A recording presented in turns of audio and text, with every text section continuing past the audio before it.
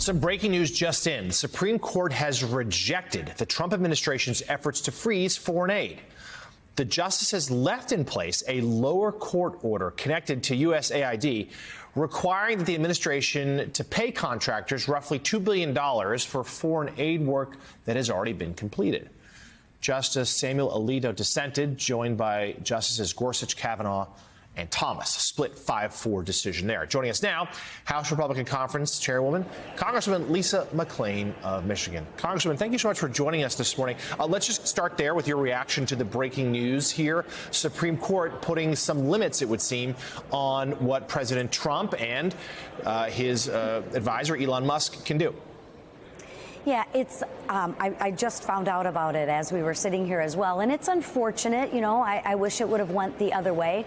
But at the end of the day, the Supreme Court is the law of the land, and we need to actually follow the law of the Supreme Court. So I'll take a look at it and see what the ruling is when we get done. But we still have to move forward, and that's exactly what we're going to do.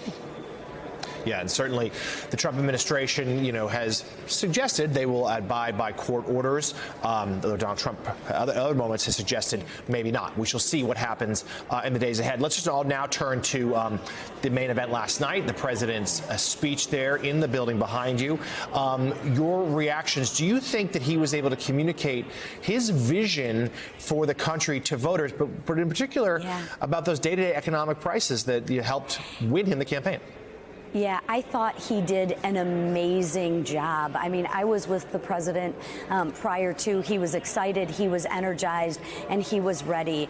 And when he got when he gave the address, I thought it was positive. I thought he had a vision. I thought he had a message. And I thought he laid out a very optimistic future for America. Look, we are getting America back on track.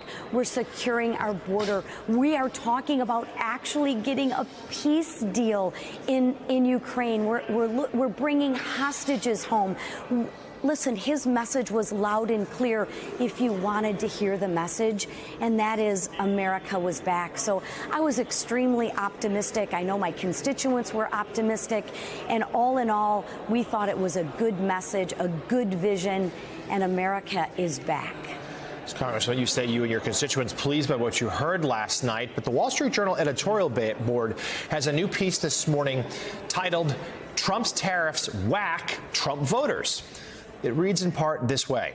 President Trump won the presidency a second time by promising working-class voters he'd lift their real incomes, which makes it all the more puzzling that he's so intent on imposing tariffs that will punish those same Americans.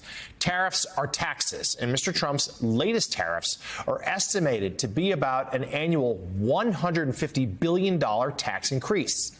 Taxes are anti-growth. Mr. Trump's tariff spree is the triumph of ideology over, well, common sense.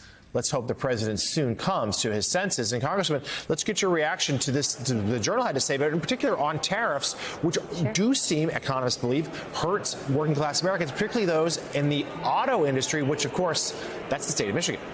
Yeah. Well, I'm glad that people are concerned about taxes, so I'm encouraged to know that all of the Democrats will probably vote with us to extend the Trump tax cuts, because we wouldn't want to raise taxes on average Americans. But as it pertains to the tariffs, remember, tariffs are a negotiation tool to have fair trade and to put America and Americans, country and people first. And that's exactly what they're doing. If you also noticed, Howard Lutnick noticed last night that Canada is actually coming to the table to negotiate tariffs and fair trade with the American government. And that's exactly what it's designed to do.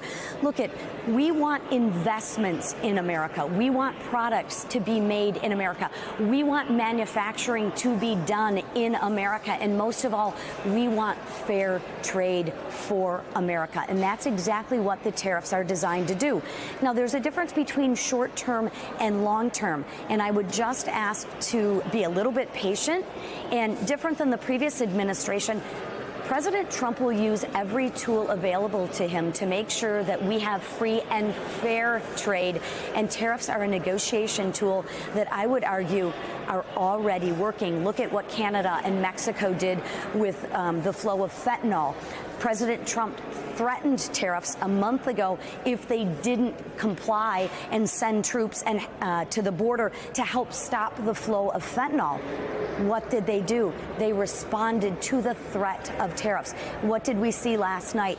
We saw foreign countries like Canada coming to the table saying, hey, we want to negotiate with you. We want to have fair trade agreements. So I would beg to differ with you a little bit on let's wait and see how this plays out. Congresswoman Elise Jordan here. In your role as chair of the House Republican Conference, you heard a lot of cats on a daily basis. And so I wanted to know what you think of the NRCC's guidance to members in a closed-door meeting that they should not do in-person town hall meetings, and they had other ways to communicate with their members. Yeah, I think you missed the message a little bit. The goal for us as Congresspeople, as you know, is to communicate with our constituents, not an organized disruptor funded by George Soros. So the issue is, how do we best communicate and listen and hear our constituents? And as you know, there are many different ways. There's teletown halls to communicate with our constituents. There's newsletters. You know, I can share with you, we've answered thousands of emails, but our goal is to communicate with our constituents, not to have a circus and be disrupted by others. We want to deal with our constituents, and what is the best way to do that? And that was the message. Congresswoman, I just want to push back a little bit, though. You are elected to office to speak to the American people, no matter which side of the aisle they come from. And you specifically cite that George Soros-funded organizers are coming and disrupting these town halls. Where has that happened? Can you give us some examples of that?